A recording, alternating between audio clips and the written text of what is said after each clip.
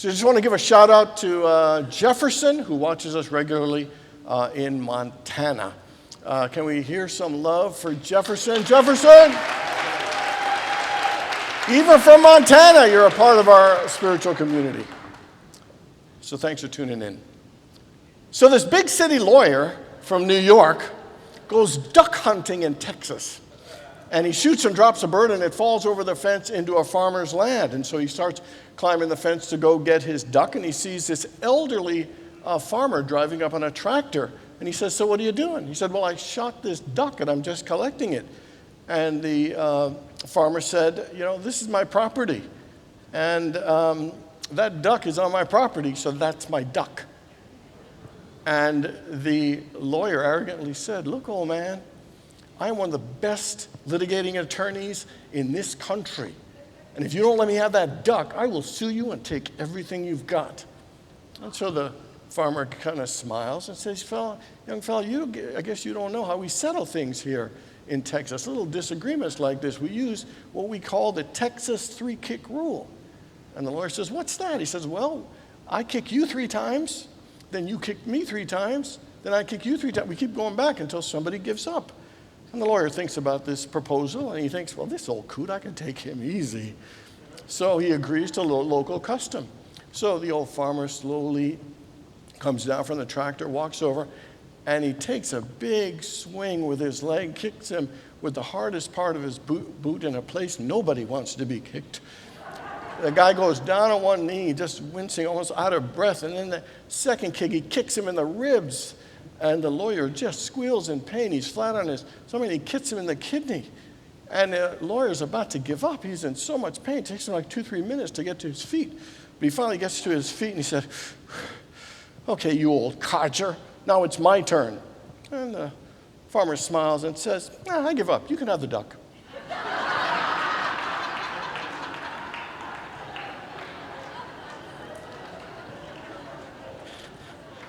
So, how many people have ever had somebody in your life that just rubs you the wrong way and you just can't stand them? Anybody ever have somebody like that? The fact is, in life, I think we all have some people who are challenging and difficult to deal with. And whether it's a critical parent, whether it's a bossy supervisor, whether it's someone who is so intense we feel like we're walking on eggshells to be around them, whether it's a coworker you just don't see eye to eye with, maybe it's a partner who doesn't honor their agreements, maybe it's a politician that it irks you every time you see their face or hear them speak. Maybe it's a neighbor who you've asked politely and yet they still will do nothing about stopping their dog from barking all night. Whether it is conflict or disagreement or hurt or heartache, our common response as human beings to these difficult situations sometimes is to shut down and close down our heart, close down ourselves, withdraw, and pull ourselves back. And sometimes we think that closing off or shutting down or pulling back protects us. Sometimes we think distancing ourselves or closing ourselves somehow will keep us safe and make us feel happier. We believe doing this is helping us, but in fact it is actually hurting us. That when we shut down our hearts several times a day, every week, every month, every year, what happens is we develop what is called the closed heart syndrome. That is saying no so often, closing your heart so often in little situations that we end up living a fearful and guarded life. Saying no to so many things so often, shutting down so often that we're closed off to trying new things. We are closed off from risking or taking a chance or really opening ourselves fully and freely to our lives. We keep shying away and pulling back. In traditional Chinese medicine, it says that when you close your heart, what happens is we create an emotional block within ourselves that holds us back from living and loving us fully and holds us back from progressing and feeling a sense of peace and attracting the life we actually want. Closing off actually stops us. Closing our heart stops us from living the life we want. How many people would admit that you have had some times in your life where you've closed your heart off? Anybody? The Bible says emphatically several times, it alludes to the vital importance of keeping your heart open.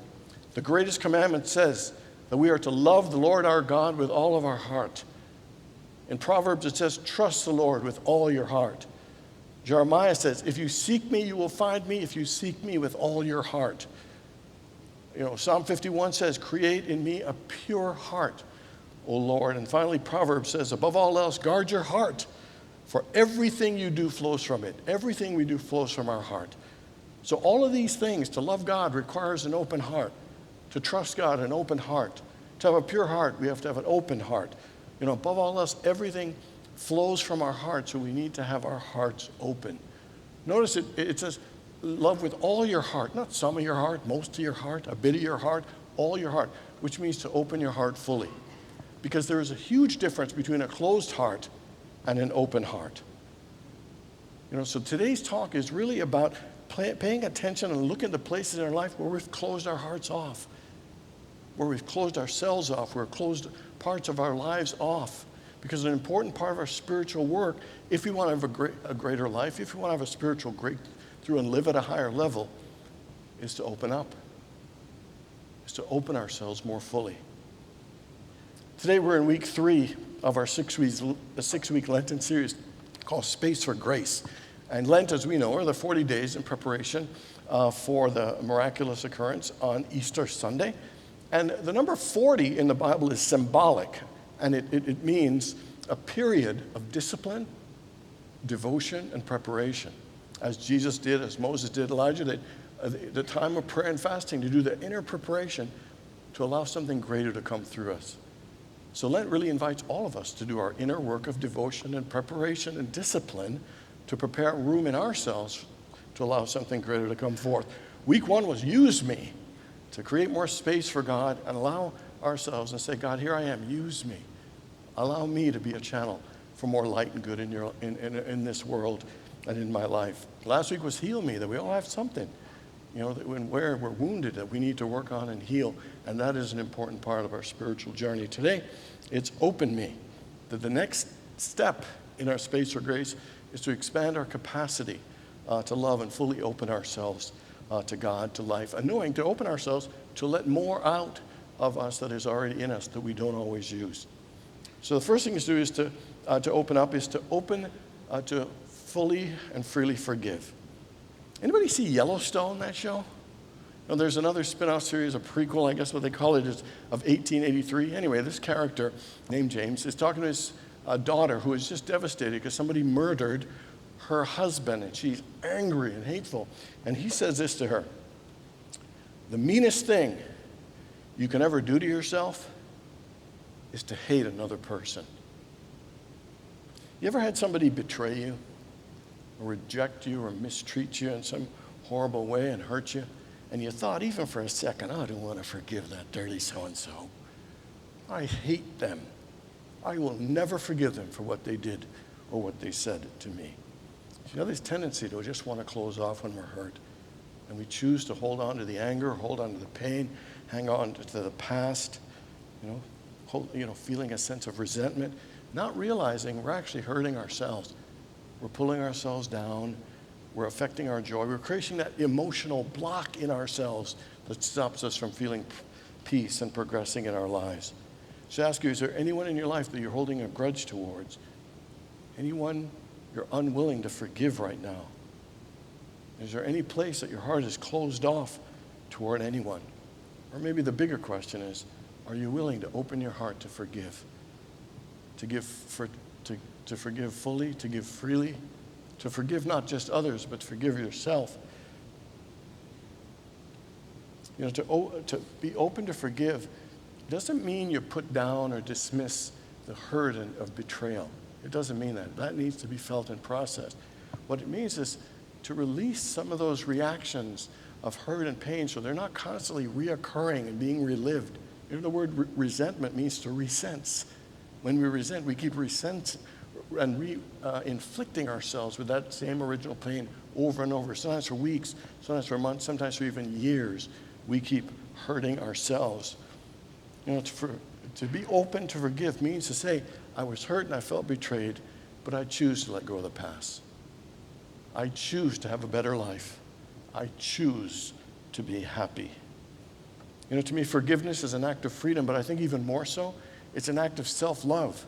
If we're stuck in holding on to resentment, it's important to say, do I love myself enough to stop punishing myself by hating that person? Do I love myself enough to stop holding on and living in the past? Do I love myself enough to let go and move on to something greater and better? You know, if James's quote is correct, that the meanest thing we could do is to hate somebody, maybe the kindest thing we can do for ourselves is to forgive someone and to let that go and free ourselves. One of the things I've learned about forgiveness, it requires two things. Number one is just be willing.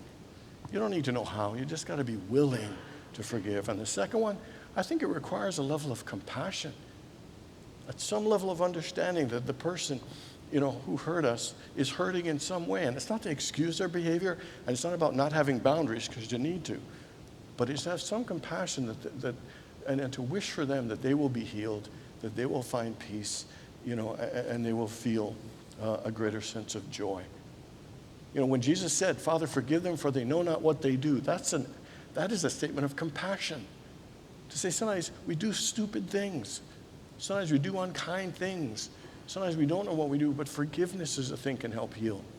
I heard somebody say the other day, no matter how good you think you are the villain in someone else's story.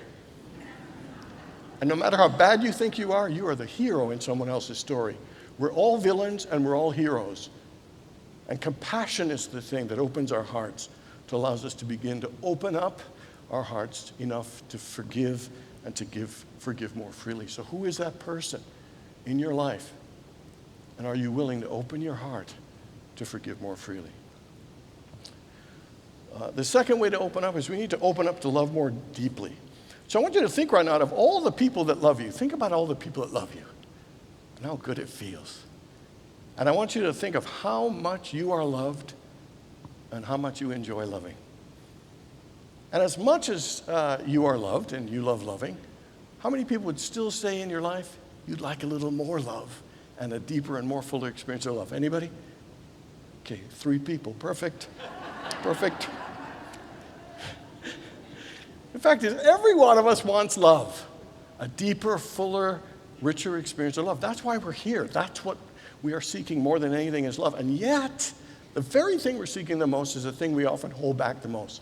We hold back love like we got to ration it, we're going to run out of it. I mean, saying we're going to run out of love is like saying we're going to run out of the sun. You know, we're going to run out of air. You know, we're going to run out of ocean. We're not. We're going to run out of God is like what it's saying, and it's just not the truth. The reason we hold back is we're afraid we're going to get hurt.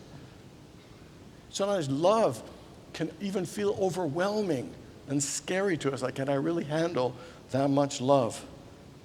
Love is the greatest thing, but sometimes love scares us to open our hearts fully. And so what we need to do is to create more space for God's love. God will fill our hearts with as much love as we're willing to receive, as we're willing to express and share and experience and enjoy. Remember the story of the widow's oil? She got a lot of debts. Her husband died. She goes to Elijah and said, well, what can I do? He said, what do you got in your house? I got some oil. Great. Go get some vessels and pour that little bit of oil until all those vessels are full. So she got tons of vessels. And she poured that little bit of oil and kept pouring and pouring. And it didn't stop until all was full. And so that's symbolic of love. You think you only got a little love, but you keep pouring love and it will fill as much as you're willing to receive. So right now, think about this. How much love do you have the capacity to receive right now? And can you open your heart to allow even more love to be received, or more love to be shared, more love to be expressed in your life? So as you know, my brother Derek has been struggling with cancer for a year. You know, I saw him last August. I saw him in January. We've done tons of phone calls, Zoom meetings. And my birthday's in 10 days, and we plan, I got a ticket to go up there and celebrate and together and have a party up there. So we got a nice celebration. Unfortunately, he passed away this week. And so I'm still going to go to Canada, and there's still going to be a celebration. And it'll be a celebration of his life. And, you know, he asked me last summer, he said, I just want to double check and make sure you're doing my funeral. And I said, yeah. And he said, good answer, because if it wasn't, I would have come back from the dead and haunted you. I did not need extra incentive, but I appreciated that he did. So as you know, I'm from 10 kids. He was number 1. I'm number 8. I'm the youngest boy. So, in a large family, like the older ones get more responsibility. So Derek helped teach me how to count. He taught me how to tie my shoes. He taught me how to drive on the highway. And that's because when my dad taught me to drive, or tried, he'd be yelling and telling me to stop and mashing this imaginary brake and saying, be careful. And he'd just lose it. And that was in the driveway. And so, so Derek was always kind of there, and he was trying to rock. And I'll tell you, this has been a hard year, but it's been a beautiful year. It's so interesting. The hardest part, of course, is seeing a loved one hurt and suffer. That's the worst part. But I'll tell you, in this year, because of this, we probably shared more deeply and been more honest and vulnerable. We probably laughed harder. We probably said, I love you more than we did in probably the last 20 years. I mean, we shared at a deep level. And it's an interesting thing when you observe someone going through a difficult period. This guy was relentlessly hopeful and optimistic. Even all the brothers and sisters was like, my God, this guy is amazing. We even told him that in a Zoom call the other day. And so it's really been an amazing experience. Painful and amazing at the same time. So I thought he was going to die several times. So I wrote him a little thing, and it said, if by chance this is the end, the one thing I hope you remember more than anything else is how much we love you and what a difference that you've made in our lives. And I said, if it's time to go, just go with the awareness of how loved you are. Remember mom's love and dad's love. Remember the love of your beloved Debbie. He's had the same girlfriend for 32 years. They were thinking of getting married, but they didn't want to rush into anything. And so, and I said, remember her love, remember Melissa, his daughter's love, his stepdaughter, Alicia. Remember all our love, when it's time to go. In the preparation of the services, we've had pictures, doing a little tribute. And there's a picture of the 5 boys back in 1970 in front of a fountain. We're all lined up there. And I'm next to Derek, and Derek's got his arm around me on the end. And all the boys are smiling and looking forward. I'm looking off, and his arm's around me. And symbolically, it made me feel like we haven't lived in the same country for 25 years. And I've been off distant, and his arm's always been around me and will always be around me. It's been a tough week. I've been hurting and crying. But then I realized the experience I've had over the year has helped open my heart to love more deeply, feel more deeply, laugh and share more deeply. And yeah, I'm crying more deeply, but that's just a price you got to pay to open your heart to love more fully. Having a baby hurts, but they call it the miracle of life.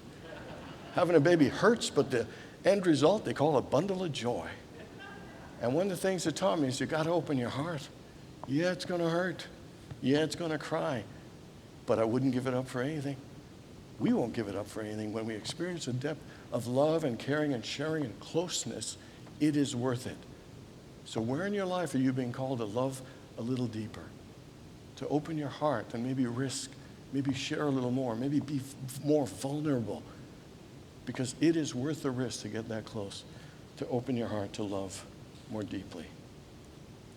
The final thing is to open to dream more wildly. Sometimes when life is tough or we're getting a little older, we don't dream as much or as often. And so I think it's important for us to remember to keep dreaming, keep thinking of possibilities, because they open our hearts, they open our minds to more joy and more success and greater levels of love. Dreams help activate and inspire us and keep us more alive to use our creative powers and abilities. That's why it says, where there is no vision, the people perish. But where there is vision, it brings us life.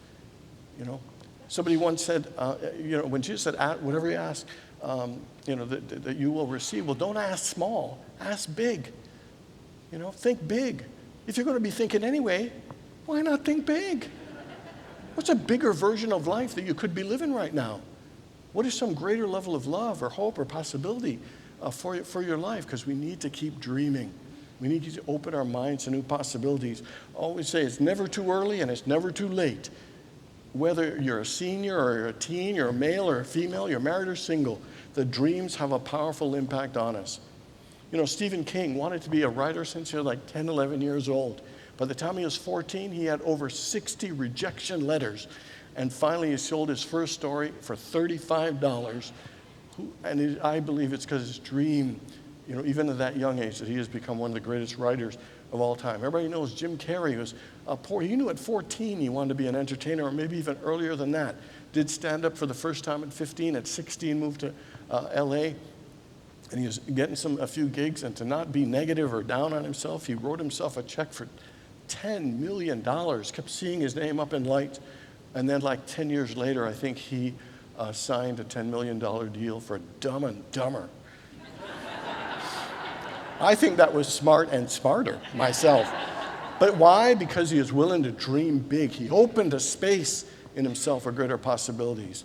Grandma Moses didn't start painting till she was 78 years old. It's never too late. She painted till she was 100. Colonel Sanders didn't start Kentucky Fried Chicken till he was 66 years old. My own mama didn't start painting till she was 65, didn't start driving till she was 68, didn't go skydiving till she was 75, didn't go dog sledding till she was 76, didn't go parasailing till she was 78, and didn't send her first email till she was 83. Here is her email. Isn't that fabulous? Hello, this is your mother. This is my first email. I hope you're enjoying this beautiful day, and if you're not, get out and enjoy it. And I love that. And so what dream do you want to dream? You know, what do you want to become? What do you want to create? Any age or any stage, there are dreams for all of us. There are possibilities. There are gifts and blessings all available to us. The question is, what do you want to choose? What do you want to dream?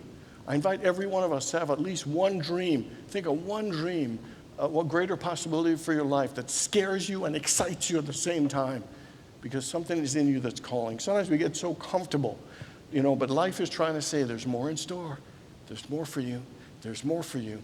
We just need to be willing to listen and to open our hearts to dream more wildly.